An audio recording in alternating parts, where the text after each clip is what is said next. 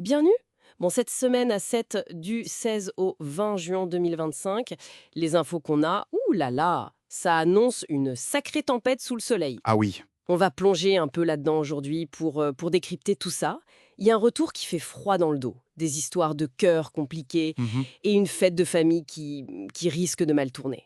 On analyse ça. Effectivement, la semaine va être dense. On a d'un côté euh, une menace qui revient, et ça relance toute une enquête policière, Mhm, très personnelle en plus. c'est ça. Et de l'autre, les relations mises à l'épreuve, quoi. Des retours, des secrets, ça va bouger. Allez, commençons par le plus glaçant. Sangam, ce retour. Ah, Sangam, l'amateur d'échecs. On s'en souvient de l'été dernier. Exactement. Celui qui avait déjà bien compliqué les choses, et voilà qu'il refait surface. Pas pour rien, visiblement. Non, clairement pas. Il est suspect numéro 1 dans les agressions contre les Perrault. Et le truc, c'est que ça touche Martin de très près. Il réalise que ses attaques sont liées à son propre passé. Hmm. Donc là, c'est course contre la montre. Surtout qu'on nous dit que Sangam est brillant, méticuleux. Oui, et on l'a vu à l'hôpital Saint-Clair, ça c'est inquiétant. Qu'est-ce qu'il prépare? C'est la grande question. Ce retour de son gamme, c'est malin, narrativement parlant. Ramener un méchant connu, ok, mais surtout, ça force Martin à regarder en arrière dans ses propres failles. C'est une double enquête en quelque sorte. Tout à fait. Et sa présence à l'hôpital, est-ce une diversion ou une étape clé? On sait pas trop. Mais ça pose une question importante, je trouve. Laquelle? Est-ce qu'en se focalisant à fond sur Sungam, qui est un suspect logique, intelligent, tout ça, est-ce que la police risque pas de passer à côté d'autres choses? Ah, la fameuse fausse piste. C'est possible. Surtout avec un type comme lui. Hum. Bon, on verra bien. En tout cas, sa présence à l'hôpital, c'est précis, quoi. Mais bon, il n'y a pas que la police qui est sur les dents cette semaine. Côté cœur aussi, ça chauffe. Ah oui, Judith. Voilà. Judith qui revient à 7, juste après Maxime, forcément. Forcément, elle renoue avec Jordan, son ex. Classique, mais efficace pour le drame. C'est ça. Et évidemment, ça plaît pas à tout le monde, surtout pas à Violette, sa copine actuelle. Logique. Elle doit sentir le danger, là. Carrément. Et pour compliquer le tout, il y a Charles, le frère de Violette. Lui, c'est rien de l'histoire Judith Jordan, mais il sent un truc louche. Ah oui, il flaire quelque chose. Oui, et il met sa sœur en garde. Donc pour Jordan, ça devient...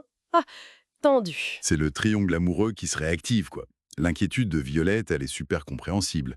Surtout si Charles s'en mêle sans tout savoir. Mhm. Ça pose la question de la solidité des couples actuels face au fantôme du passé, en fait. C'est un thème classique, mais bon, ça marche toujours. C'est clair. Et pendant que les jeunes gèrent ces retours de flamme, il y en a d'autres qui essayent de préparer des fiançailles. Mais là aussi, il a comme un hic. Ah, William. Oui, William qui organise les fiançailles conjointes. Lui et Aurore, Manon et Nordine. Super idée sur le papier, sauf que... Sauf qu'il décide de tout seul. Exactement. Surtout le lieu apparemment. Et ça, ça crée des tensions. On imagine l'ambiance chez les Downs. Mais un manque de communication typique qui transforme une fête en conflit. C'est pas tant la décision que la manière, souvent. C'est ça. Et pour couronner le tout, cerise sur le gâteau, Roxane se retrouve avec la bague de fiançailles de Manon.